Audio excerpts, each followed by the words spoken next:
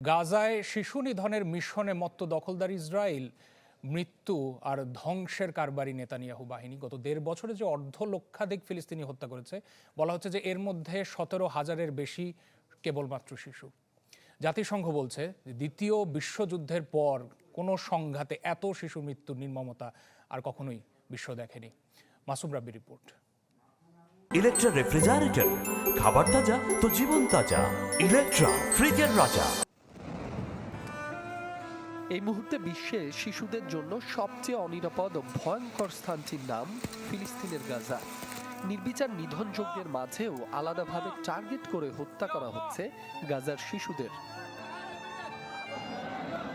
গেল ১.৫ বছরে জায়নবাদীদের হামলায় অবরুদ্ধ উপত্যকাটিতে এখন পর্যন্ত প্রাণ হারিয়েছেন ৫০,০০০-এর বেশি ফিলিস্তিনি, যার মধ্যে শিশুই ১৭,০০০-এর বেশি।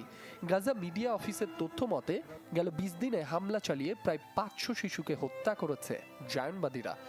জাতিসংঘ বলছে দ্বিতীয় বিশ্বযুদ্ধের পর কোনো সংঘাতে এত শিশুর মৃত্যু আর দেখেনি বিশ্ব। প্রতিদিন অন্তত ১০০ শিশু হতাহত হচ্ছে ইসরায়েলি হামলায়। বিভিন্ন মানবাধিকার সংস্থার বরাতে জানা যায়, গাজায় গড়ে প্রতি ৪৫ মিনিটে নিহত হচ্ছে একটি শিশু। ফিলিস্তিনি কর্তৃপক্ষ ও আন্তর্জাতিক শিশু অধিকার সংস্থাগুলোর তথ্য বলছে, নিহতদের মধ্যে ১ বছরের কম বয়সী অন্তত ৯০০ শিশু ও ৫ বছরের কম বয়সী ৪,০০০-এর বেশি। ধ্বংসস্তূপের নিচে চাপা পড়ে নিখোঁজ আরও শত শত শিশু।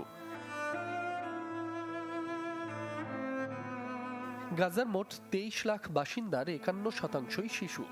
হামলার পাশাপাশি উপত্যকাটিতে ঠান্ডায় জমে ক্ষুধা ও অপুষ্টিতে মৃত্যু হয়েছে অর্ধশতাধিক শিশুর। যেসব শিশু বেঁচে আছেন তাদের ভবিষ্যৎ অনিশ্চিত। হামাসের তথ্য মতে মা বাবা হারিয়ে এতিম হয়েছে গাজার ৩৯,০০০ শিশু।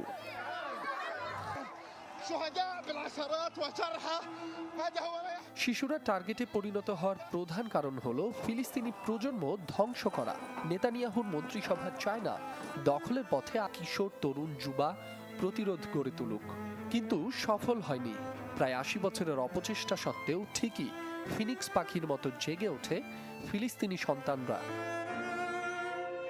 মাসুম রাব্বি, চ্যানেল 24।